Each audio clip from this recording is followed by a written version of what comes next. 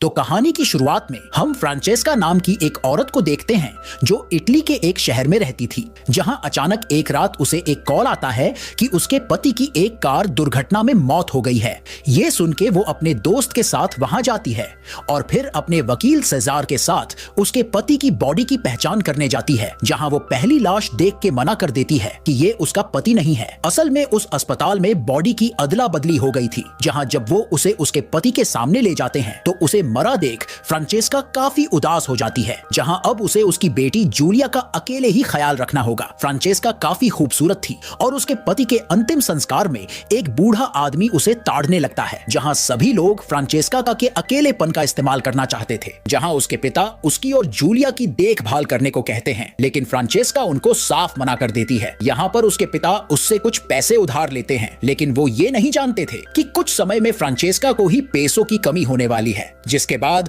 उसका वकील सीजार उसे बताता है कि उसका पति पैसों का सिर्फ दिखावा करता था और असल में वो कर्ज में डूबा हुआ था, जो अब फ्रांचेस्का का हो गया है। जहां उसने अपने नाम पे जो लाइफ इंश्योरेंस ली थी वो भी 6 महीने पहले बंद हो गई थी, जिसमें से भी फ्रांचेस्का को कोई पैसा नहीं मिलेगा। जहां वो अपना घर और अपने कीमती सामान को बेच के उस कर्जे को तो चुका देगी, लेकिन अब उसके पास घर खर्च के लिए पैसे नहीं होंगे। इसलिए एक दिन वो अपनी दोस्त क्रिस्टीना के पास जाती है और उससे नौकरी मांगती है। जहां दोस्त होने के नाते वो उसे वहां नौकरी दे देती है और जिस जगह फ्रांचेस्का रानी की तरफ आया करती थी वहां अब वो काम कर रही है। और यही चीज उसकी सारी दोस्तों को भी अच्छी नहीं लगती। जहां एक दिन उस जगह का मालिक फ्रांचेस्का के साथ छेड़छाड़ करता है, जो उसे बिल्कुल भी अच्छा नहीं लगता और वो उस नौकरी को भी छोड़ देती है। जिसके बाद मजबूरी में फ्रांचेस्का को अपनी नाव भी कम दाम में बेचनी पड़ती है और उसकी मदद करने के लिए सीजार ने उस नाव को खरीद लिया था। जिसके बाद फ्रांचेस्का एक एक करके अपने घर का सारा सामान बेच देती है और उसकी हालत देख के सभी को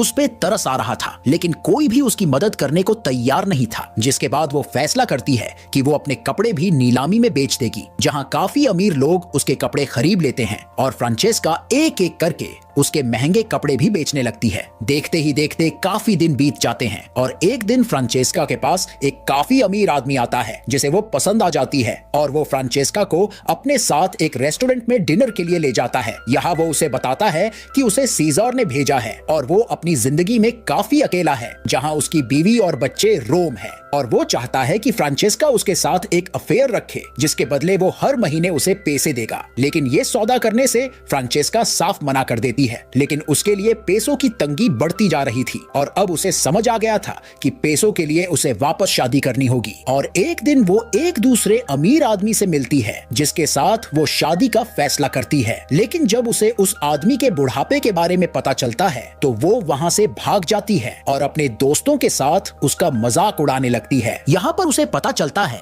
कि उसके कपड़े उसके दोस्त सैंड्रा ने खरीदे थे, जहाँ ये उसे बिल्कुल भी अच्छा नहीं लगता और उस रात वो सैंड्रा के पति को अपने घर बुलाती है और उसके साथ अपना अफेयर शुरू कर देती है। लेकिन यहाँ पर जब वो उसके कपड़े उसे वापस देने को कहती है तो वो साफ मना कर देता है। लेकिन जब फ्रांचेस्का सैंड्रा को उनके अफेयर के बारे में बताने को कहती है तो अगले ही दिन उसके सारे कपड़े उसे वापस मिल जाते हैं, जहाँ वो उसके एक कोट को बेच के काफी पैसा बनाती है और समझ जाती है कि उसे अपनी खूबसूरती का इस्तेमाल करके पैसे कमाने होंगे। जहाँ वो धीरे धीरे अपने सारे कर्ज चुका देती है और जूलिया की फीस भरने के साथ वो एक नई गाड़ी भी खरीद लेती है। जिसके बाद एक दिन उसके पास सैंड्रा आती है जो उससे कहने लगती है कि जो कोट उसके पति ने उसे दिया था उसकी किश्त भरनी अभी बाकी है। लेकिन जब फ्रांचेस्का उसे बताती है कि उसने उसे बेच दिया है तो गुस्से में सैंड्रा उससे कहने लगती है कि मेरे पति की तरह तुम्हारे पति का भी अफेयर चल रहा था, जहां उस औरत का नाम कमिला है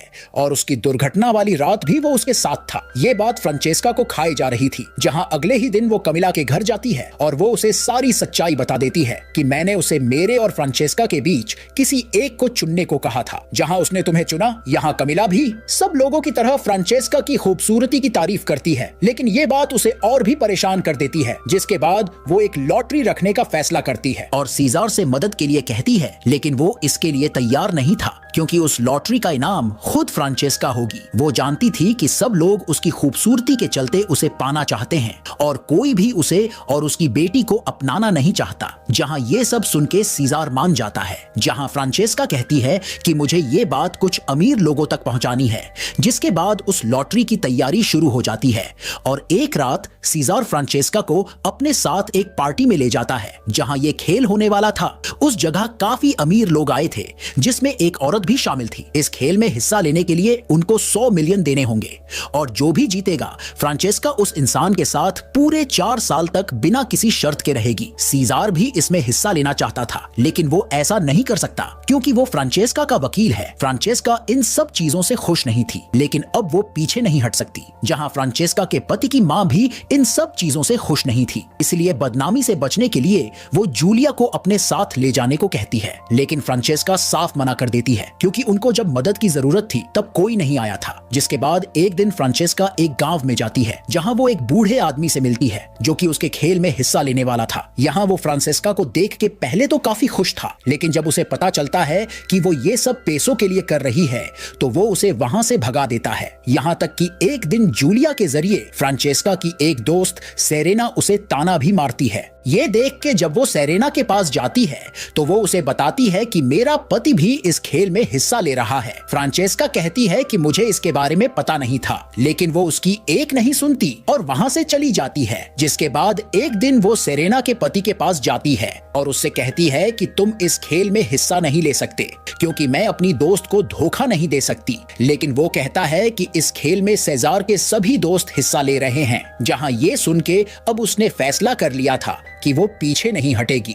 लेकिन जब वो उस पार्टी में देखती है कि कमिला ने भी उसे पाने के लिए हिस्सा लिया था तो फ्रांचेस्का सीजार से कहने लगती है कि हमें सभी लोगों को उनका पैसा वापस देना होगा और इस खेल को बंद करना होगा। सीजार कहता है कि ये काम मुश्किल है, लेकिन अगर तुम मेरी हो जाओ तो मैं इसे बंद कर दूंगा। ये सुन के फ्रांचेस्का मान जाती है क्योंकि वो सीजार का भरोसा करती थी। लेकिन जब वो देखती है कि सीजार पहले से ही एक रिश्ते में था तो वो वहां से चली जाती है। जिसके बाद एक दिन अचानक फ्रांचेस्का गलती से एक आदमी को ठोक देती है जिसका नाम एंटोनियो था और वो पहली नजर में ही फ्रांचेस्का का दीवाना हो जाता है। जहां फ्रांचेस्का उसे अपने घर ले जाके उसका ख्याल रखने लगती है और एंटोनियो उसके घर में उसके साथ रहने के लिए बहाने बनाने लगता है। जहां फ्रांचेस्का भी उसके इरादे समझ जाती है और उसका साथ देने लगती है। जहां एक ही दिन में एंटोनियो को फ्रांचेस्का से प्यार भी हो जाता है और वो उससे कह देता है कि मैं तुम्हारे साथ अपनी पूरी जिंदगी बिताना चाहता हूँ। लेकिन फ्रांचेस्का उसके साथ डेट पे जाने से मना कर देती है, लेकिन एंटोनियो उसके दिमाग से जा ही नहीं रहा था। जिसके बाद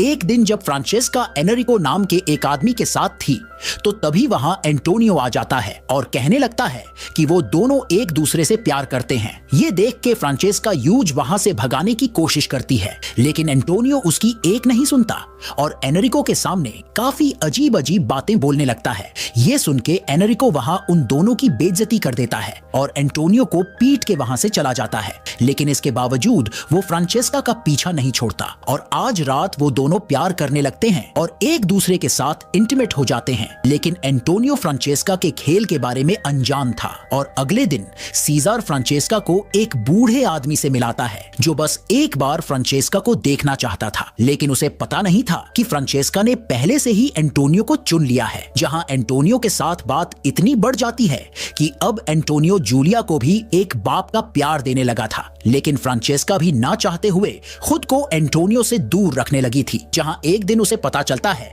कि एंटोनियो पहले से ही उस लॉटरी के बारे में जानता था और उसे कोई दिक्कत नहीं थी। ये सुन के फ्रांचेस्का समझ जाती है कि उसे भी बस पैसा चाहिए और वहां से चली जाती है। जिसके कुछ दिन बाद सीजार की ऑफिस में छापा पड़ता है क्योंकि किसी ने पुलिस को उसकी लॉटरी के बारे में खबर कर दी थी। जहां पुलिस इलीगल लॉटरी के लिए उसे गिरफ्तार कर सकती है और अब उस लॉटरी से जुड़े सभी लोगों को कोई रास्ता निकालना होगा। जहां सीजार ने फ्रांचेस्का को समझाया था कि तुम्हें पुलिस से कहना है कि कोई लॉटरी नहीं खेली जा रही है, लेकिन फ्रांचेस्का पुलिस को लॉटरी के बारे में बता देती है और कहती है कि इस लॉटरी का इनाम वो नाव है जो उसने सेजार को बेची थी। ये सुन के सेजार का भेजा वकील भी हैरान हो जाता है और सब लोग जिन्होंने लॉटरी में हिस्सा लिया था वो भी फ्रांचेस्का को कुछ नहीं कहते क्योंकि उसके झूठ की वजह से वो सब जेल जाने से बच गए, जहां फ्रांचेस्का को लॉटरी के करोड़ों रुपए भी मिल गए और वो आजाद भी थी, जहां वो अपनी बेटी के साथ वहां से दूर चली जाती है। और पुलिस को लॉटरी के बारे में बताने वाली भी फ्रांचेस्का की ही थी। जहां इसी के साथ ये फिल्म यहीं पर खत्म हो जाती है। तो मुझे कमेंट करके जरूर बताना कि ये फिल्म आपको कैसी लगी। मैं मिलूंगा आपसे अगले वीडियो में।